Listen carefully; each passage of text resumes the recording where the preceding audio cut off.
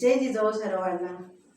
आज प्रजासत्ताक दिन, सर्वांना प्रजासत्ताक दिनाच्या हार्दिक हार्दिक शुभेच्छा।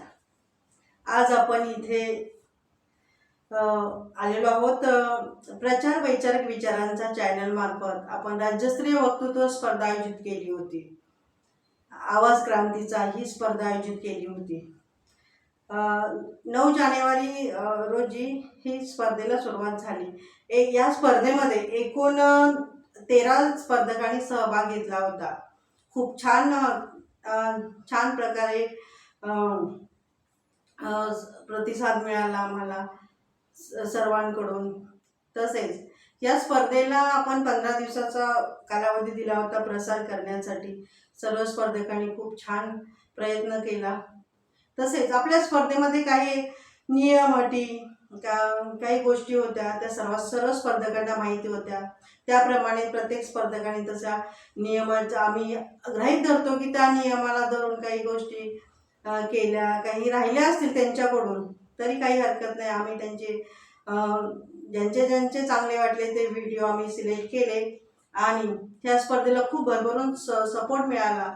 तसेच आपण दिलेल्या तारखेपासून 9 तारखेपासून ते 24 तारखेपर्यंत व्हिडिओ व्हायरल करायचे दिवस दिले होते। सर्व स्पर्धकांनी खूप छान प्रयत्न केला। भाषणही खूप सुंदर होती। आणि ही स्पर्धा आपण कशासाठी आयोजित केली होती तर 3 जानेवारी क्रांतिज्योती सावित्रीबाई फुले यांच्या जयंतीनिमित्त प्रसार वैचारिक विचारांचा या चॅनलने आयोजित केली होती। आवाज क्रांतीचा हे नाव आहे त्याचं या स्पर्धेचं। तसेच या स्पर्धेचा आज निकाल जाहीर करायची वेळ आहे। आजचा तो महत्त्वाचा दिवस आहे आणि आजचं हे 26 जानेवारी प्रजासत्ताक दिनाचं औचित्य साधून आज आम्ही या स्पर्धेचा निकाल जाहीर करण्याचं ठरवलं आहे। आमच्या हाती निकाल आलेलाच आहे।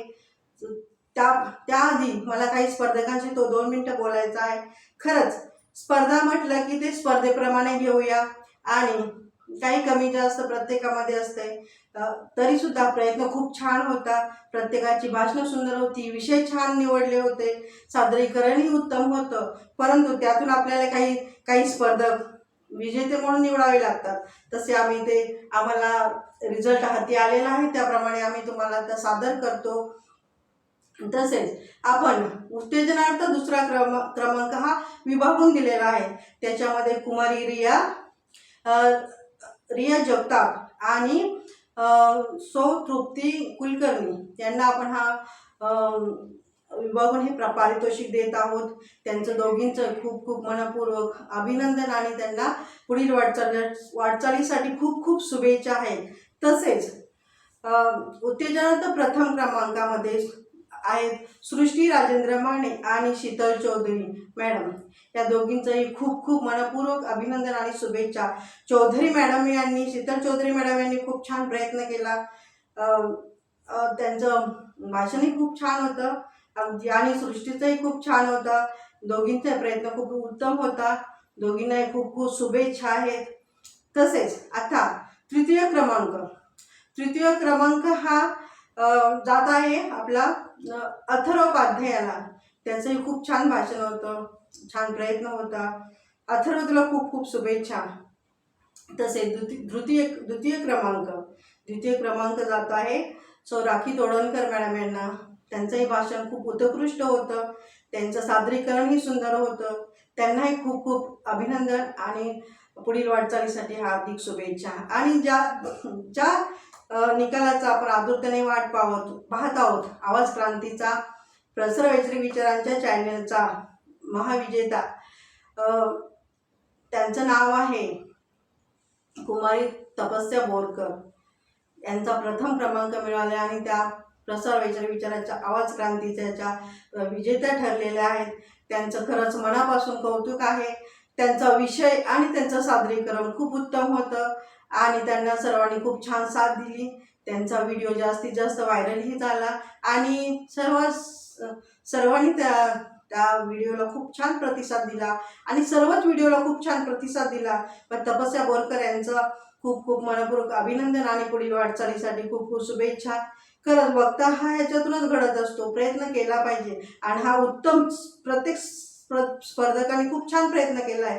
या प्रयत्नातून हळूहळू शिकत जाऊन पुढे खूप छान छान भाषणं होणार आहेत, येत आहेत. हे धाडस करणं गरजेचं असतं. ही स्पर्धेचं कारण हेच आहे की एक आपल्या सावित्रीबाई फुलेंचा विचार घेऊनच आपण हे स्पर्धा आयोजित केलेली आहे. त्यांचे विचार सर्वांपर्यंत पोहोचावे ह्या प्रसार विचारांच्या माध्यमाद्वारे हे त्या माध्यमाचा उद्देश होता. आणि मला वाटतं आम्ही काही प्रमाणात आम्ही प्रत्येकापर्यंत हजारो लोकांपर्यंत पोहोचलेलो आहोत आणि पुढेही आम्ही असेच पोहोचत राहू. आणि ह्या आपल्या चॅनलला प्रत्येकाने भरभरून सपोर्ट केला, तसेच पुढेही असा सपोर्ट करावा ही मी अपेक्षा करते.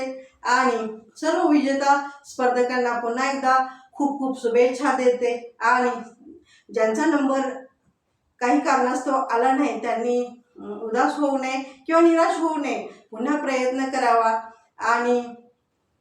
आणि पुढे छान छान प्रयत्न केला तर यश नक्की मिळेल सगळ्यांना. आणि पुन्हा एकदा मी सर्वांना खूप खूप शुभेच्छा देते आणि सर्व प्रेक्षकांना आणि सर्वांनी प्रतिसाद दिला सर्वांना धन्यवाद बोलते. आणि सर्व स्पर्धकांनी एवढं छान सहकार्य केलं, स्पर्धेत भाग घेऊन छान चॅनलचा प्रसार केला. आणि तसंच आपल्या सावित्रीबाई फुले यांच्या जयंतीनिमित्त जी स्पर्धा आयोजित केली ती यशस्वी होण्यासाठी सहकार्य केलं. त्यामुळे सर्वांना मनपूर्वक धन्यवाद आणि मी आभार मानते आणि इथेच थांबते. जय जिजाऊ, जय शिवराय, जय सावित्री.